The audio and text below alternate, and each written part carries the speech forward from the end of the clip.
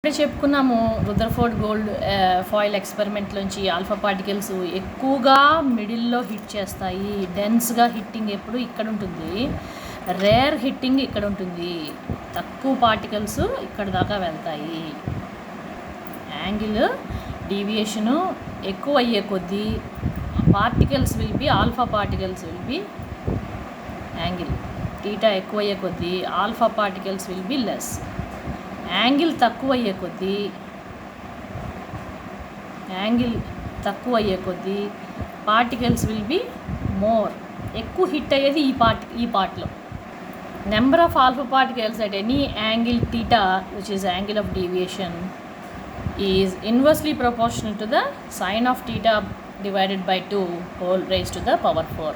So మనకి angle అనేది arrive అయిపోతే ఎన్ని పార్టికల్స్ వెళ్ళి ఒక పర్టికులర్ యాంగిల్లో, అంటే ఫర్ ఎగ్జాంపుల్ ఒక 20 డిగ్రీ యాంగిల్లో ఎన్ని పార్టికల్స్ వెళ్తున్నాయి ఈ లైన్లో అనేది ఇక్కడ ఈ ఫార్ములా ద్వారా మన చేతిలోకి ఆన్సర్ వస్తుంది.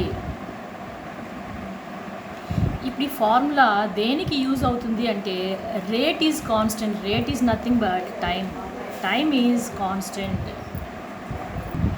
నేను ఒక 1 మినిట్ అబ్జర్వేషన్లోని 25 డిగ్రీస్ యాంగిల్లోని, అంటే అర్థం అవడానికి చెప్తున్నాను, యాంగిల్ ఆఫ్ డీవియేషన్ అనేది చాలా తక్కువ ఉంటుంది. మీకు పెద్ద నెంబర్స్ చెప్తే క్లారిటీగా ఉంటుందని నేను చెప్తున్నాను. 1 మినిట్లోని ఫర్ ఎగ్జాంపుల్ ఒక 80 పార్టికల్స్ వెళ్ళాయి అనుకుందాం. 80 పార్టికల్స్.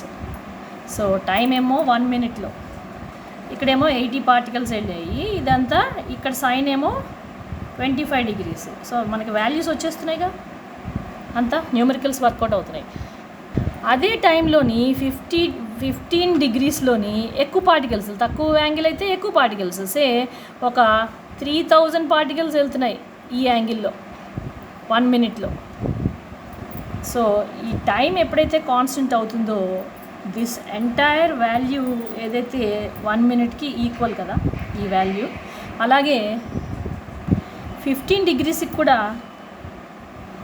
3000 ఇక్కడ తీసుకున్నట్లయితే ఆ వాల్యూ మళ్ళీ 1 మినిటే వస్తుంది కదా. So this will be equal to the previous one. అంటే 25 డిగ్రీస్లో ఎన్ని పార్టికల్స్ వెళ్తున్నాయో, 15 డిగ్రీస్లో ఎన్ని పార్టికల్స్ వెళ్తున్నాయో, ఇది టైం తాలూకా క్యాలిక్యులేషన్ కాబట్టి the time will be for both the values the time can be equalised. ఆ విధంగా మన చేతిలోకి ఒక యాంగిల్ ఏదైనా మనకి చేతిలో ఉంటే, యాంగిల్స్ ఉంటే పార్టికల్స్ కనుక్కోవడం మనకి ఈజీ అవుతుంది.